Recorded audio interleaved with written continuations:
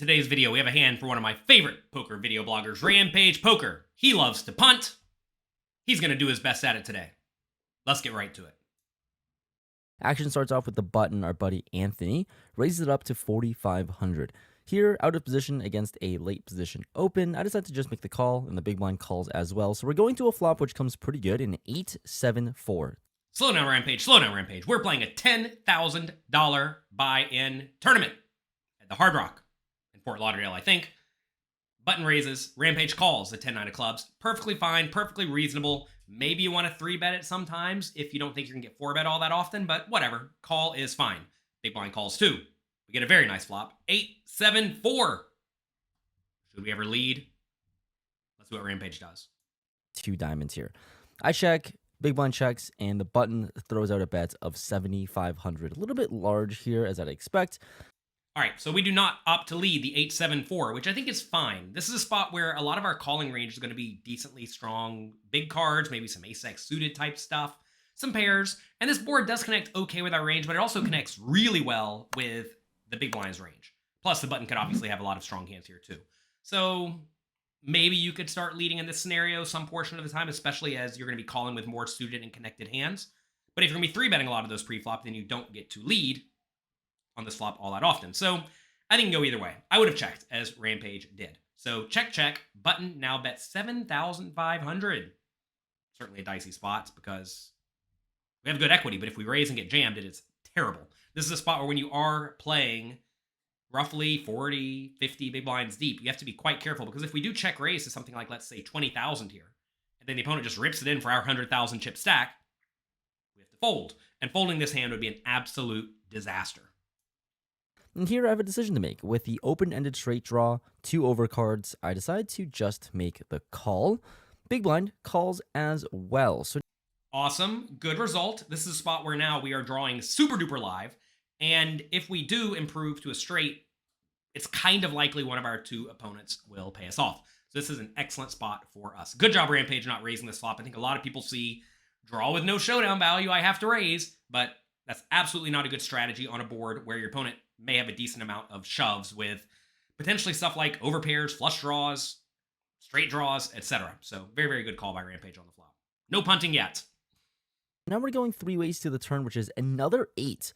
Board is paired, and I think about my decision for a while here. Which player is going to have the most amount of 8s here in this spot? Well, I think I certainly could have a good amount, and I think the big blind can as well. So is this card relatively favoring me over my other opponents? Not necessarily, but I do want to experiment with a different playstyle and lead. This is to bet out 13,000. Experimenting with something different. The big blind ends up folding, which is great. All right. Slow down. Slow down, Rampage. Rampage is in a hurry today. He wants to get this video over. We have to get this video finished in 4 minutes, 20 seconds, he told me. All right. In this scenario, I don't think you want to lead. And while Rampage does have some 8s for trips, the big blind is going to have a lot of them, especially offsuit ones, because the big blind is going to be calling pre-flop with ace-8 offsuit, king-8 offsuit, queen-8 offsuit, 10-8 offsuit, 9-8 offsuit, 8-7 offsuit, 8-6 offsuit even, because the big blind was getting really, really good odds pre-flop closing the action, whereas Rampage should not call with stuff like 8-6 offsuit or queen-8 offsuit pre-flop from the small blind. So this is a spot where big blind is definitely going to have a lot of 8s, and also the button's going to have a decent chunk of 8s, because the button can reasonably raise stuff like king-8 offsuit or queen-8 offsuit if they feel inclined. So while I don't mind the idea of leading in this situation, when you're in a spot where you do have a lot of 8s compared to your opponents, I don't think this is it, because Rampage is missing a lot of the 8x, whereas I think both of his opponents have a lot of the ace-x, the 8x offsuits. I'm normally so used to saying ace-x, but today it's 8x because it's a Rampage video. Whatever. Rampage does go for a lead. And now onto Anthony on the button, and he thinks his decision over for a while and ends up just making the call. All right, so Rampage leads small, as he should. Whenever you do lead into multiple players, typically you do want to bet using a smallish size. Then the big blind folds, and now the button opts to call. What's the button calling's range going to look like? Take a second, think about it. I think we're going to see a whole lot of pairs and draws. Maybe even ace high if he thinks Rampage is a bit of a punter. We've definitely got a pot brewing, and the river comes another 4. Double paired board. And here on this river, I think, again, if I bet here, I'm basically representing a full house or nothing. And here, this is one of the times where I have nothing. And in one of these cases where I am trying to rep a very, very strong hand and be polarized, I'm going to bet as large as humanly possible. I essentially go all in, betting 99,000, leaving myself with just one chip behind. And onto our friend Anthony here. He uses one time chip, uses another time chip. Ooh, slow down. The opponent's in the tank. Okay, Rampage is in a tough spot on the river. He has 1.5x pot behind or so. And the question becomes, what should he do with 1.5x pot? Typically, when you do have a polarized range of the nuts or nothing, you usually want to bet gigantic, just to completely polarize your range and make your opponent indifferent with their entire range. And that could be best here. This is a spot, though, where while we certainly need to bluff this hand, I'm not sure all in is ideal. Because if you think about the button's range, what are they going to have in their range? We're going to have some 8s, which are going to call every time. They'll have a few 4s, like maybe 5-4 suited, ace-4 suited, etc. that got a little bit sticky. They're going to have some overpairs, like pocket aces. They're going to have some 7s, like 7-6 suited, 7-5 suited. And they're going to have pocket 6s and 5s for a gut shot. And they're going to have some busted draws. So the question becomes, will your opponent fold out the pairs, especially the overpairs, to an all-in? Some people will, some people won't. I think in this situation, our hand may be way better for a small bet. And the reason I say a small bet is because if you consider the button's range, they're going to have a lot of busted draws. But a lot of the busted draws beat our 10 high. Imagine they have any diamond draw, they're going to win if it goes check-check, so we definitely don't want to let that happen. The opponent could easily have a hand like Jack-10 for just a gut shot with overcards that decided to call the small turn bet. So we need to bet, and I think the problem here is we're just going to be running into some 8s and some 4s sometimes. And, to make matters worse, a lot of draws missed on the river, and when a lot of draws miss on the river, especially if your name is Rampage Poker, your opponents who have a YouTube membership, who have watched any YouTube videos at all pertaining to poker, they know that they really shouldn't fold to Rampage Poker. So if your opponent is not afraid, which your opponent's not if they're playing a $10,000 buy-in tournament, I think you have to be a little bit careful ripping it all in too often in this spot. Now, again, this hand may be a perfectly fine hand to shove. I don't even mind it. You really don't want to have diamonds when you're shoving in this spot, because when you have diamonds, you make it less likely your opponent has diamonds, which is an auto fold for them.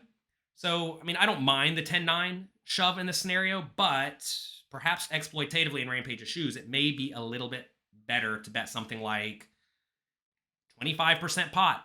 That may sound insane. You may say, well, my opponent never fold anything to 25% pot. Well, if they have jack high, they will. If they have queen high, they will. If they have king high, they will.